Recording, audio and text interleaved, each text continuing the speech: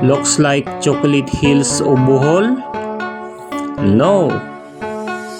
This is Mount Zion, located at Barangay Santo Niño, Rizal Occidental, Mindoro. My name is Jenner Lucero Maubol.